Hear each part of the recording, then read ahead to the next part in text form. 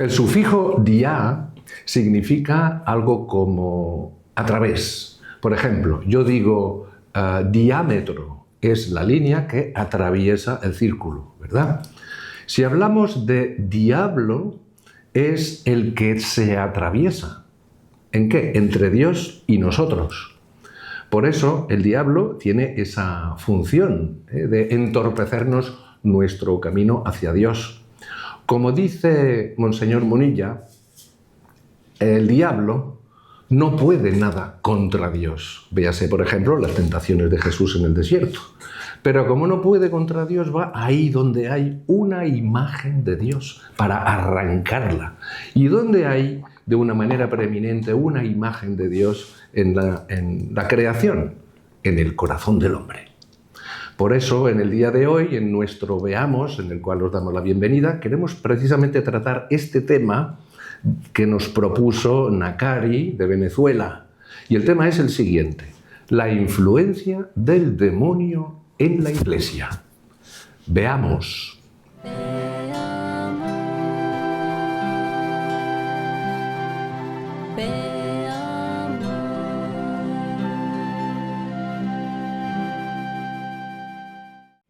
Saludamos, como siempre, a todos nuestros televidentes de Veamos. Y en el día de hoy que queremos tratar este tema tan interesante de la influencia del demonio en la Iglesia. El Padre Enrique nos ayudará, nos iluminará sobre esta situación que de entrada tenemos que coger con mucha precaución y sobre todo mucha confianza en Dios, que es el que puede más. Padre Enrique, ¿quién es el demonio? ¿Quién es el diablo? Bueno, el diablo es un ángel. Un ángel. Un ángel creado como tal, creado bueno, pero que se revela ante Dios. Aquí hay muchas teorías sobre el porqué de revelarse ante Dios, que tampoco viene a cuento. Pero, con que es un espíritu puro, en el momento que se revela no hay posibilidad de redención. No es como nosotros, que podemos redimirnos. O sea, nos podemos arrepentir. Sí, pero el diablo no.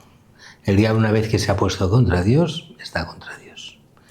Y como decías muy bien, como está contra Dios, pero no pudiendo ir contra Dios, va contra ti y contra mí. Claro. Entonces, contra todos nosotros. Claro, porque a nosotros nos puede. Sí. Entonces, lo que hemos de entender es que es un sujeto personal.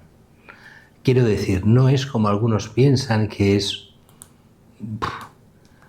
una forma apersonal o impersonal, que, bueno, es un signo del mal en el mundo, pero así, no. Claro. Es una persona angélica, recordemos, y aquí me gusta siempre recordar una cosa.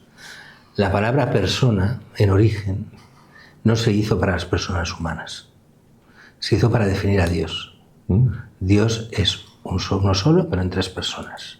Y entonces se inventó esta nueva acepción de la palabra persona, que era la máscara del teatro, en principio, para hacer a alguien que vale por sí mismo y distinto de otro. Personas divinas, Padre, Hijo y Espíritu Santo. Y después dijeron, bueno, ¿y hay alguien más que pueda ser persona, aparte de Dios, que valga por sí mismo, que tenga un valor infinito? Y dijeron, pues sí, las personas angélicas. Y el diablo es una persona angélica, aunque en el mal, pero angélica.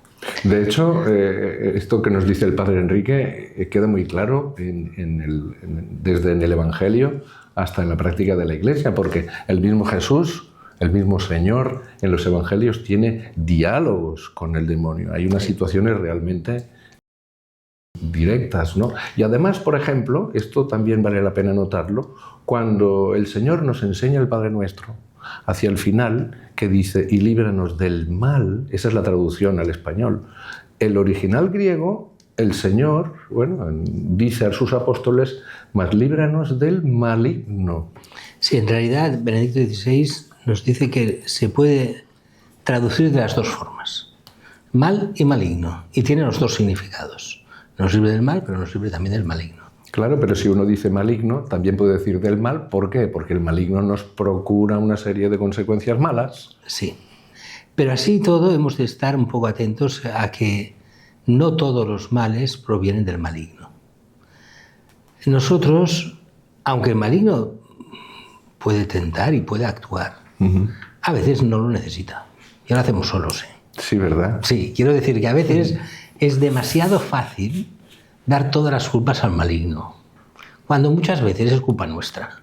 Y no hace falta que el maligno... Hay alguna película de cine de hace poco, Nefarious, que sale de una manera clarísima. Sí, no he visto la película, ¿no? Pues va por ahí, padre, sí, sí. O sea, que hay que ir con cuidado a veces de poner en boca del diablo lo que no es suyo. Claro. Entonces, pero sí que es verdad que él le interesa el mal. Incluso yo recuerdo que decía alguien así, decía, mira, a la gente que no es católica y no es cristiana, muchas veces el diablo no les hace nada, ni actúa, porque van por el camino de la perdición, van solos, no necesitan que actúe. Vaya. Sin embargo, cuando alguien se convierte a la fe, el diablo se lo hace pasar mal al principio. Eso a Porque veces no hay gente que se queja, dice, padre, ahora que me he decidido ser bueno, ahora me encuentro como en más peligros. Claro, porque es cuando el diablo no quiere que seas cristiano. Que se te escapa, claro. Entonces es más complicado. Entonces, padre, el demonio, el diablo, ¿cómo actúa? A ver, el diablo actúa de muchas formas. Vamos a ver las formas habituales. La primera es la tentación. Y la tentación es estimular al deseo del mal, a hacer el mal. En este caso sería inducir al pecado, tanto al orgullo, a la lujuria, al odio, a la avaricia, a cualquier mal. En algunos, si ya están abocados al mal, no necesita tentar. Ya te van solos. Sí, porque el mal, esto, a ver, ponemos un ejemplo clásico. Si tú robas una vez, te das cuenta que has hecho mal. Pero si te conviene robar, cuando llegues a la vez 10, no lo verás como un mal, sino como una virtud haber robado bien. Yo creo que antes de las 10, padre. ¿Me explico? Sí, sí. Entonces, cuando pasan esas cosas, ya el diablo ya no necesita tentarte. No. Tú ya vas por el camino del mal solo. No, incluso ya como uno ya tiene ya la habilidad, pues hasta puede ser considerado hasta una virtud. Mira qué buen ladrón que soy. Sí, o sea, eso recuerda... era Oliver Twist, me parece que era el libro, cuando el gran ladrón, como le enseña a robar las carteras y a ser un virtuoso del robo. Un buen ladrón. Claro. Un ladrón profesional. No un buen ladrón en la cruz que se arrepiente, no. Un ladrón profesional. En ese sentido, un profesional del robo, ¿no? Claro. Bueno. Y luego a veces, padre, usted le ha pasado seguro en confesión, a veces hay personas que vienen y dicen, padre, yo me acuso de que tengo pereza. Digo, oiga, esto no es un pecado. ¿Cómo que no? La pereza es un pecado. Sí, pero tener no, sino dejarse llevar por la pereza. Sí, el pecado siempre es la acción, no es la tentación. Ahí está. La tentación nunca es pecado. El caer en la tentación es el pecado. Lo que pasa es que hay mucha gente que en muchas tentaciones juega con que ciertos pecados les gustan. Pues dicen, bueno, jugamos a la tentación sin caer en la tentación. Uy. Y entonces, como un juego de no peco, pero sí, pero no. ¿Qué problema hay con eso? Que cuando juegas a estas cosas caes. Claro. Y entonces te pegas el gran tortazo y acabas mal. Y eso mucha gente no quiere verlo.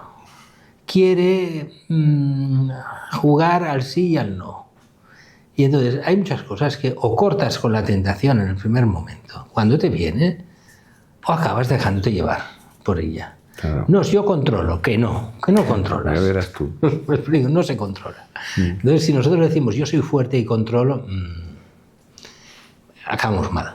Claro. ¿Me explico? Entonces, las tentaciones son para cortarlas de raíz. Y muchas veces hay que hacer una ascesis para decir no en el primer momento. Y mucha gente piensa, bueno, un poco, no pasa nada, la paro. No. Te viene la tentación fuera. ¿Me explico? Y después que sean realmente tentaciones, porque aquí hay casos y casos. Por ejemplo, tú hablabas de la pereza. Claro, hay gente que por pereza entiende no hacer nada en todo el día. Eso es pereza de verdad, ¿no? Sí. Hay gente que trabaja 10 horas y quiere, pues, llega a su casa y quiere una hora de tranquilidad y sin hacer nada. Si has trabajado mucho, eso es pereza. No, es descanso, ¿no? Eso es descanso. Ay, menos mal. Pero hay gente que considera que esto es pereza. Uy, pues entonces... Y que no has de parar nunca porque si no pierdes el tiempo. Uy. Bueno, un momento. Hay momentos en los que la gente necesita también descansar. ¿Me explico? Claro. Entonces no se puede hablar de pereza. Pero como todo, hay que ser pacientes y hacer las cosas bien. Quiero decir, si uno se deja llevar de que no es pereza, no es pereza, no es pereza, al final no hace nada. ¿Me explico? Claro. Y se justifica toda su no pereza. O sea, toda su pereza viene justificada. Si uno lo hace al revés, entonces uno puede acabar trabajando 26 horas al día y no darse cuenta de que se está estresando a un nivel que ya no puede más con su alma. Claro. Entonces hay cosas... El ser cristiano no es solo hacer el bien, sino tener un poco de sentido común, que es el más difícil de todos. Entonces, o sea, la moral no es solo normas, ni mucho menos, sino es también el sentido común que te hace ver cosas que para hacer el bien, cuando se puede, cuando no se puede, hasta dónde el trabajo, hasta no dónde el trabajo, hasta dónde el ocio, hasta lo que puedes gastar o no puedes gastar. Claro. No es todo una norma y basta, sino sentido común también. Y además de la tentación, ¿verdad que también de alguna manera el demonio nos puede como engañar en la cabeza, en la inteligencia, en lo que pensamos? Sí, y aquí lo podemos poner en muchos niveles, pero pongamos uno para empezar ya a hablar también de eso. Es lo que llamamos la desorientación doctrinal. Ajá. Quiero decir, muchas veces el diablo lo que hace es, la Iglesia enseña esto. No, pero bueno, pero exagera. No, pero... Un ejemplo clásico. Y esto muchos curas han caído en esto. Uh-huh. La Iglesia nos enseña los sacramentos, y entre los sacramentos hay, aparte del bautismo, la ordenación, el matrimonio y tal, hay el confesarse, ¿no? Uh-huh. Muchos dicen, no, ¿para qué confesarse si los curas hacen absoluciones colectivas? Se hace una absolución que yo voy, no me acuso de nada, o digo, me acuso genéricamente, padre, soy un pecador, y me dan la absolución. Y entonces dices, bueno, esto no se dan cuenta muchos curas y muchos laicos que haciendo esto promueven una falsa enseñanza. Que es en el fondo donde está la falsa enseñanza, que hablas de confesión y no confiesas. Anda. Porque la confesión es confesarse. Claro. ¿No? Confesión de los pecados. Claro. No confiesas los pecados. Y no recibes la absolución individual. Uh-huh. Y no te dan una penitencia, te dan una penitencia genérica. Oiga, confiésese normalmente. No hace falta la absolución colectiva que muchas veces, y esto yo lo he experimentado en varias parroquias donde reintrodujimos, en una es concretamente la absolución individual que se había perdido, que había pasado en 25 años de no confesarse, habían perdido toda noción de pecado. No eran conscientes ya de ningún pecado porque nunca hacían lo que era examen de conciencia. Simplemente era un ritual recibir la absolución 2 veces al año, por Adviento y por Cuaresma. Claro. Eso es destrozar la conciencia de las personas. ¿Y de dónde viene?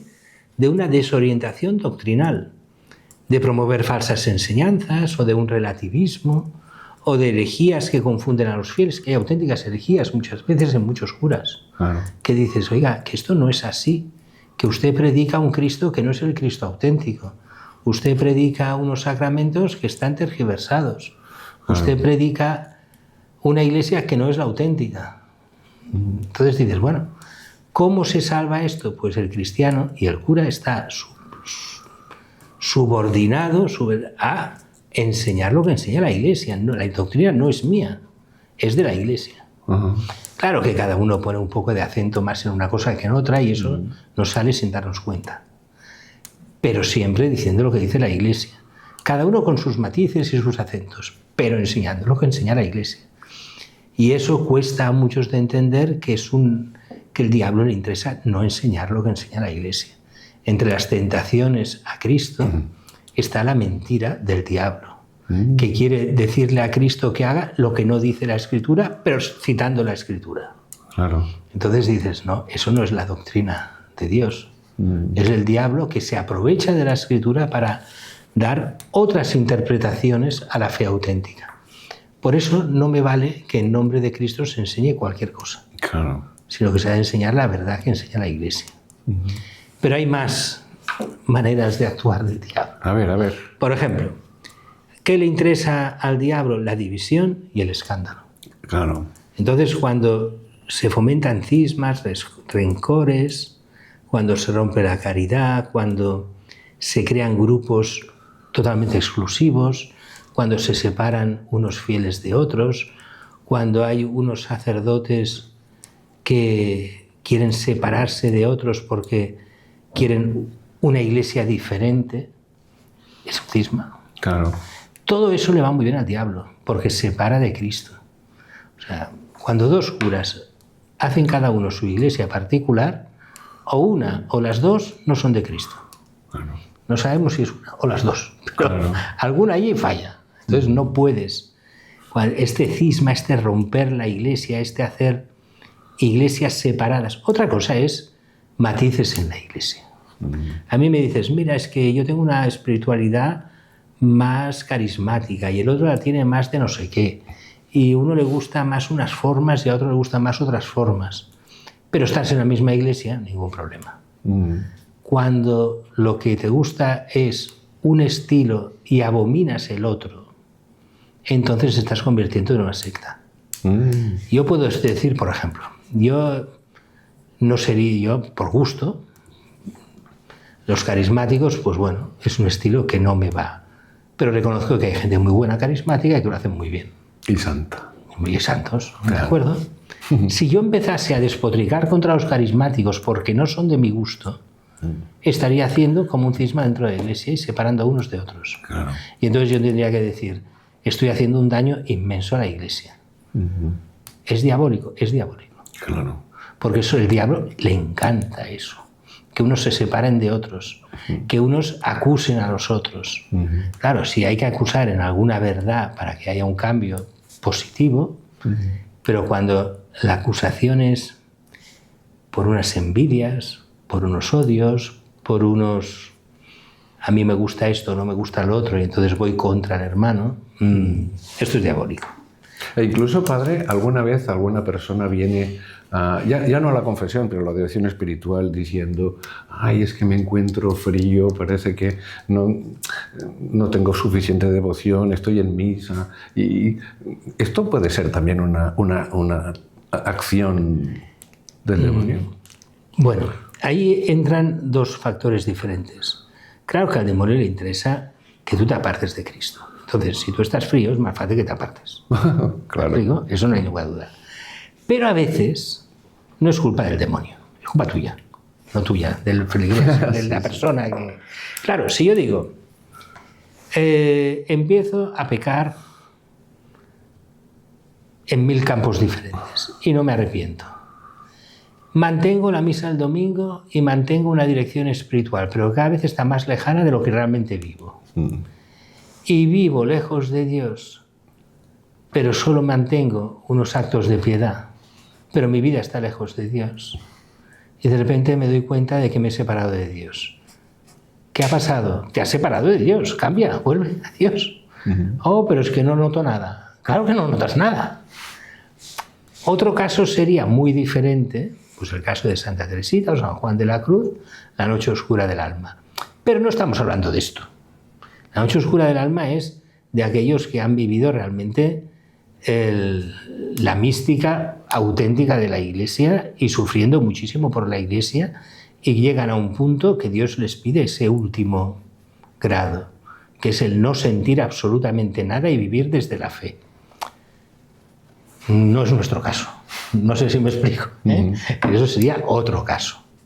¿Que podría pasar en alguno? Puede pasar. Pero normalmente aquí hablamos de aquellos que se van apartando poco a poco y entonces se encuentran fríos. Pues hombre, vuelve al calor de la Iglesia. Claro. Deja el mal, arrepiéntete de verdad, haz un buen examen de conciencia y vuelve a los medios de piedad clásicos que te darán calor para volver a...